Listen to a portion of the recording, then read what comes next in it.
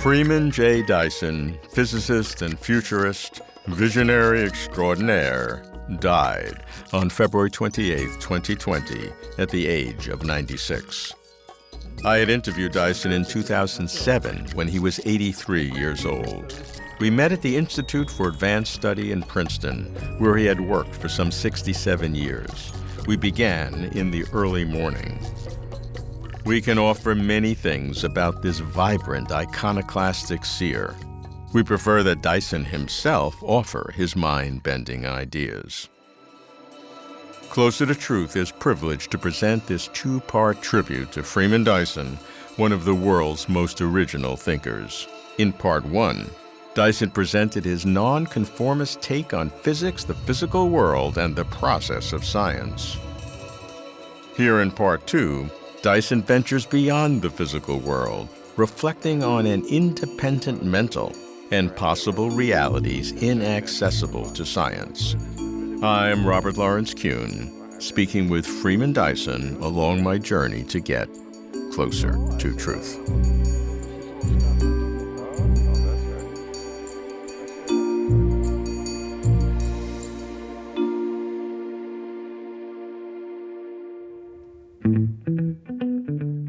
Many scientists are physicalists, meaning that they believe only the physical world is real. Moreover, some find it uncomfortable, even unseemly, to speak of non-physical realities, be they mental or theological.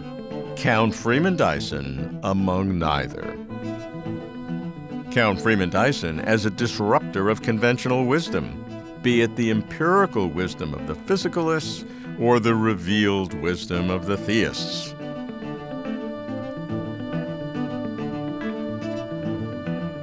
What is it about science and theology that causes such passion?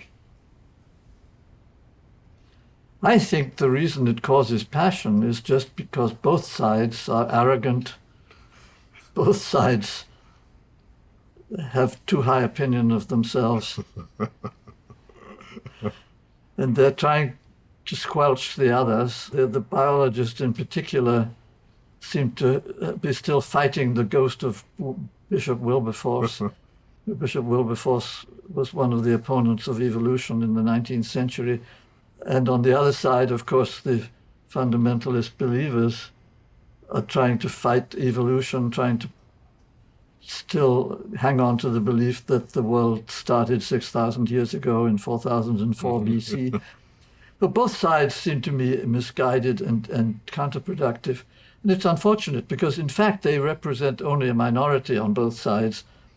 And the public pays far too much attention to their pronouncements. In point of fact, the vast majority of religious believers are not against evolution, and the vast majority of scientists are not against God. It's the vast majority are tolerant, understand that both sides are legitimate, and I happen to belong to the majority. Let's put aside then what people think in their passion, because it could be that the majority is wrong. The majority have been wrong about a lot of things.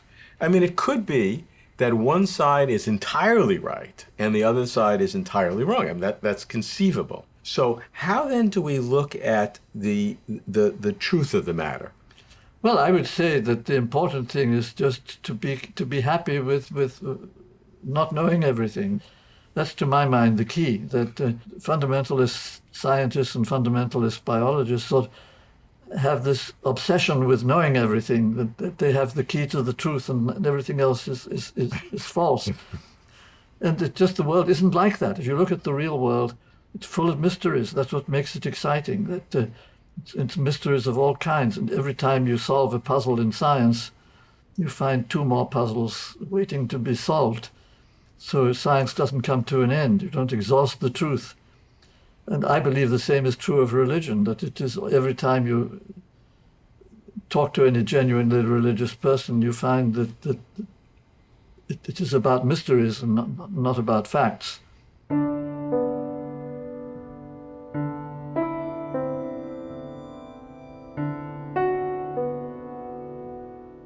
From the scientific point of view, it is clear where progress is made. We now really do know more than we've done in the past.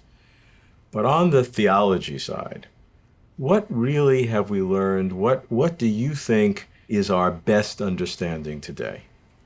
Well, I regard theology as a branch of literature, not as a branch of science. Theology essentially is about images of reality, but it's expressed in words. It is an art form which is mostly allied to literature. So the great theologians have mostly been those who could write well. And so I find it's like literature. I mean, literature is always bringing us new insights.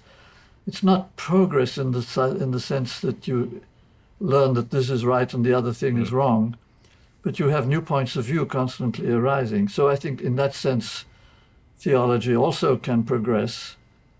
And we certainly have theologians today who are writing things which have not been written before.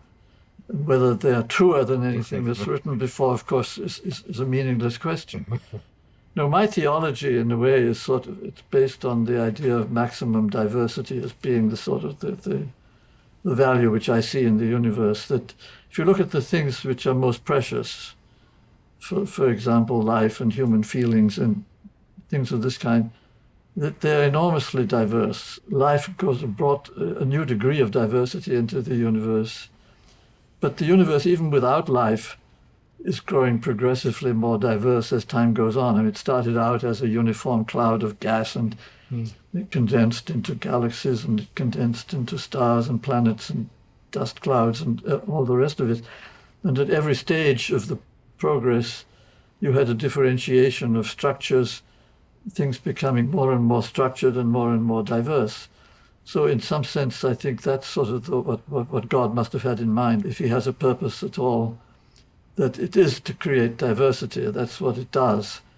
So that sort of solves the problem of evil in a way. That one of the big problems of theology is, if God is so powerful, why does he let evil happen? And so my answer to that is that in a diverse universe, evil has to be part of the picture, and our lives are valuable to a degree because they are precarious, because we are subject to tragic events. Without tragedy, there would not be any real meaning. It's fascinating to see diversity as the purpose of the universe and building into it the probabilistics we see in physics. How has this been accepted by people when you talk about diversity? Well, I'm not a preacher. I don't try to make converts. I think people are maybe mildly interested. I don't say that it has not made a big splash. I think many people would agree with that. Certainly astronomers do. And that's what astronomers do mostly, is just discovering that the things that looked simple really are complicated. And the more you look at things, the more diverse they become. And you see that throughout the hierarchy of existence from... Yes. It's even more true in biology, of course. That, as Darwin said, the good Lord must have had an inordinate fondness for beetles. He created so many kinds of beetles.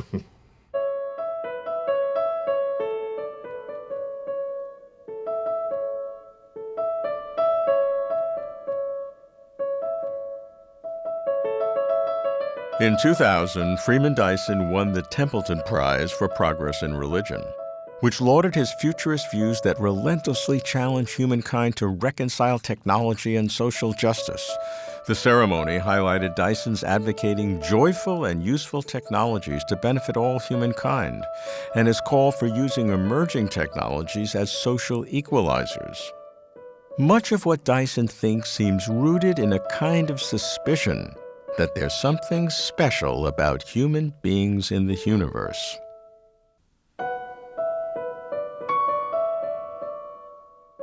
Freeman, you've talked about numerical accidents in the laws of physics that lead to a universe that's unexpectedly habitable.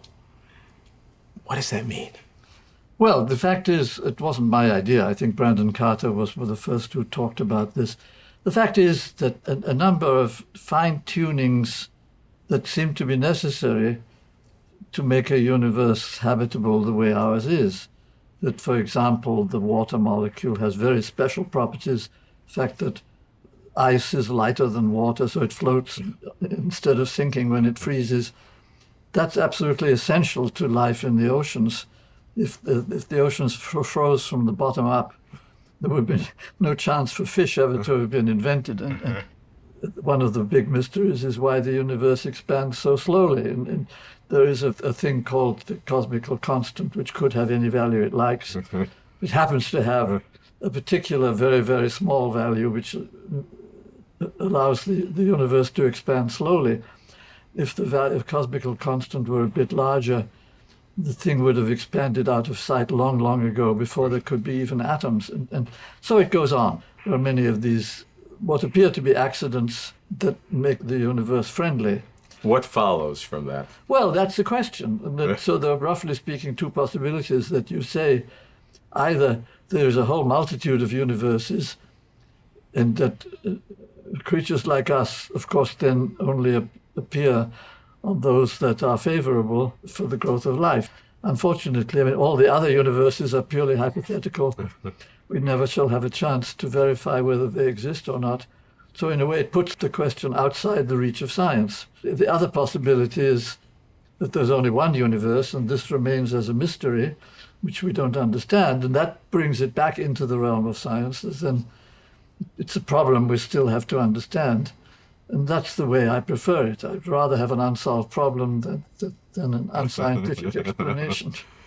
Well, let's assume that it is only one universe. How then possibly could you get this fine-tuning? Some would suggest that indicates some sort of a plan, whether it's some sort of a mind or God in one hand, or even a universe that's somehow self-conscious and self-creating. I mean, there are a lot of theories out there.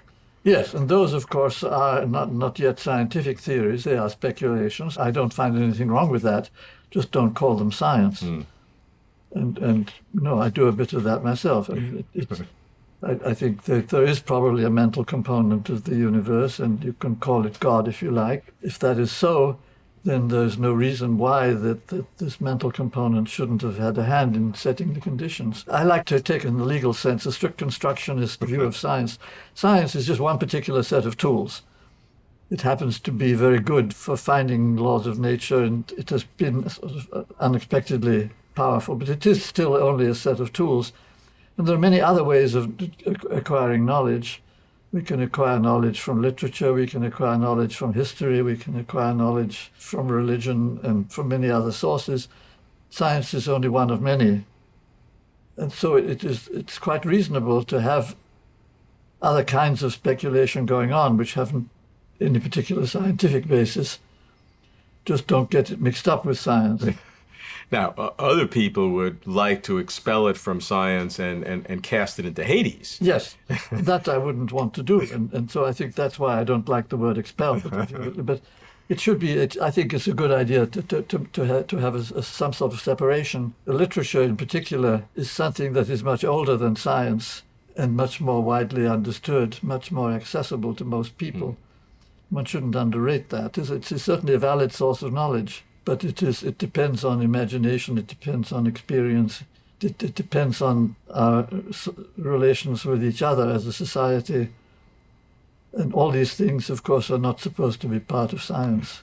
Some people would say that any of these other traditions, literature, philosophy, certainly religion, should have absolutely nothing to do with the fine-tuning problem.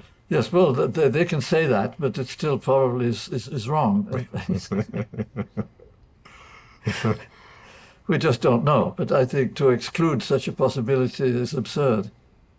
But many feel that to include these ways of knowing in addressing problems like this would lead to confused thinking, allow a superstition to come in, all sorts of problems. That's all true, of course, and up to a point. But I would say they're suffering from what I would call sort of scientific fundamentalism, pretending that science can explain everything or that science should explain everything. It's a sort of scientific imperialism, believing that science should be the only source of truth, which I think is rubbish. And it's just about a sort of a mirror image of what the religious fundamentalists do, who claim that the Bible should explain everything. Biologists seem to be worse at this than physicists on the whole. Biologists tend to be more arrogant in their beliefs than physicists. And it is a kind of arrogance which is, I find, very similar to the arrogance of the religious fundamentalists. Well, when you bring them both together to look at this issue, because the fine-tuning of the universe is a subject that biological fundamentalists, to use your term, religious fundamentalists, physicists, all philosophers, all are looking at with a great deal of currency lately. Oh, yes, and they're fighting like cats, which I think doesn't particularly help. But the first thing is to respect each other and to respect each other's point of view. You know, I like them fighting. It rubs iron against iron or flint against flint, and you see sparks. And I think it reflects the importance of this question. Well, if you enjoy that kind of thing, then I wouldn't want to deprive you of it. But no, I think it does terrible harm if you bring up children particularly, because all these fights are really about education. If you bring up children to believe that they have either to be atheists or believers, and that if they're believers they can't be scientists, and if they're scientists they have to be atheists, that I think is doing great harm. It is giving the children the idea they have to choose between either fundamentalist religion on one side or fundamentalist atheism on the other side. It actually turns off a lot of children who might have been scientists. They believe they can't be scientists without being atheists. At the end of the day, it comes down to what is truth. It doesn't come down to what makes me feel good or you feel good. It's what is really true. What do you think is really true about the fine-tuning of the universe? Oh, I certainly don't know. I mean, that is, again, I'm very happy to be ignorant. And I think, to me, that's the true mark of a scientist, that you are completely happy with not knowing the answer yet. If you knew the answers to everything, then science would be dead. So science consists in not knowing the answers, and still being skeptical, still doubting everything you hear. Beginning in the 1970s and continuing for almost 50 years, Freeman Dyson offered his unique insights to the general public. His books include Disturbing the Universe, Infinite in All Directions, The Sun, the Genome, and the Internet, The Scientist as Rebel, and Dreams of Earth and Sky. I have just two skills. One is calculating, the other is writing. It happens that they combine very well. So when I'm in the mood for calculating, I can be a mathematician. When I'm in the mood for human contacts, I'll be a writer. And so I win both ways. Physicist and philosopher, raconteur of reality, Dyson had an imagination that inspired new ways of thinking. Even God was in his game. To him, God was neither silly nor certain.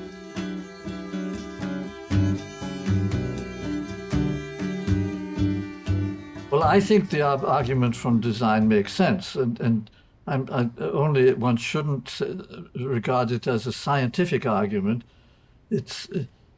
Science has nothing to say about ultimate aims and purpose, but if you go beyond science and talk about the universe from a philosophical point of view, from a human point of view, then the argument is quite valid, that after all, we do see evidence of some sort of purpose in the universe.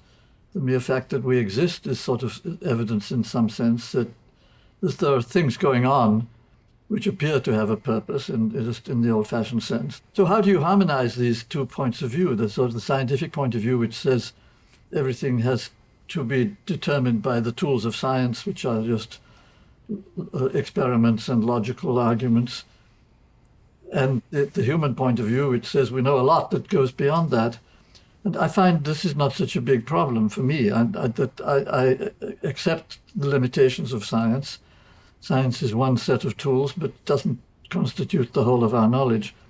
So there are evidences in the world which I think are quite real, that it has some sort of a purpose. We don't know what it is, but I think it's quite likely that the universe has some sort of a mental apparatus which you can call God if you like, and that it has a mental aspect as well as a physical aspect.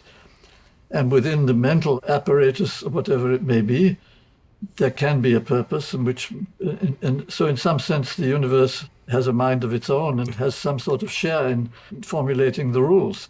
The rules being, of course, what we observe in science. And when you talk about ultimate aims and about the reasons why the laws of nature are the way they are, then you're going outside science, and you shouldn't pretend to be a scientist. You've looked at the concept of mind on several levels, the quantum mechanics level, the human level, and then perhaps on this vast universal scale at the universal level. Right.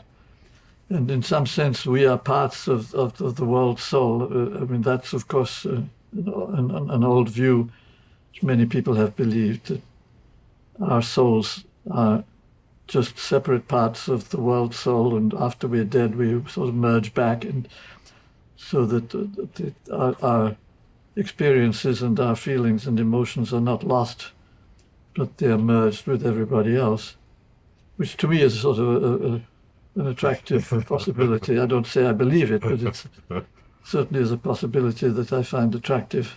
How then do you see the concept of mind, which you have nicely illustrated, with the traditional concept of God? Well, I'm not assuming that God is omniscient. I think that's the main difference, that the sort of traditional God is sort of outside of space and time. He sees everything, understands everything, and knows everything. And he's also omnipotent very often. But my God is different. He's part of the universe. He evolves with the universe. He doesn't know what's going to happen. So his knowledge increases as time goes on. Yeah, I would think that would make God's life more interesting. I would think so too, yes. So he's endowed just as we are. And of course, our contributions are in fact his growth. I mean, he grows through the contributions of creatures like us. That would tend to make human existence more important. Exactly, yes. It does give us some sort of reason for taking ourselves a bit more seriously. Not to say that the humans are the center of the universe. I hate the word anthropic because it derives from the Greek for humans. I think of mind-centered universe, but which is not the same thing as just being human-centered. There may be other kinds of minds out there which are much more evolved than ours. We may be just at the beginnings of an experiment which is not very successful. What's interesting is that whereas your position is not, shall we say, traditional theology, it really reflects a deep resonance with the importance of ultimate reality and what it really means. Yes, I think that's right. I mean, I don't like the word ultimate reality because it's sort of pretentious. But it's true. I mean, I think if there is a world soul, then that's what it's all about, and is what gives the world its meaning. And so the fact that we're part of that gives our minds and our lives meaning too.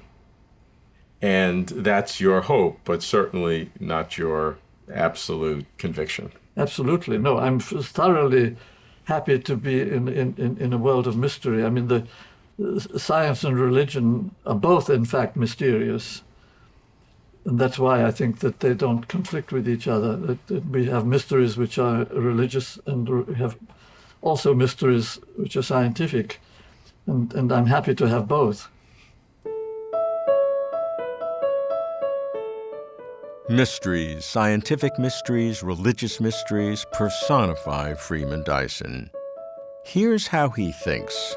Speculating about non-physical things is permitted, even enjoyed, but never confuse speculation with science. Not physical is not science. Dualism describes reality. There is a mental component or apparatus of some kind. The mental could affect or set the conditions of the physical universe. The mental could have instilled some kind of purpose. One could call this mental component or apparatus God. God, if there is a God, is part of the universe, evolves with the universe. God is not omniscient, does not know what's going to happen. God's knowledge increases over time. Dyson enthralled me. I could have gone on for hours. But then, very gently between segments, he told me that if we didn't conclude soon, he would miss lunch. I found myself surprised that here was also a man who needed to eat. For all his vast vision, Dyson was humble with fellow human beings and before the great mystery of existence. Reflecting personally, Freeman Dyson helped me along my journey, trying to get closer to truth.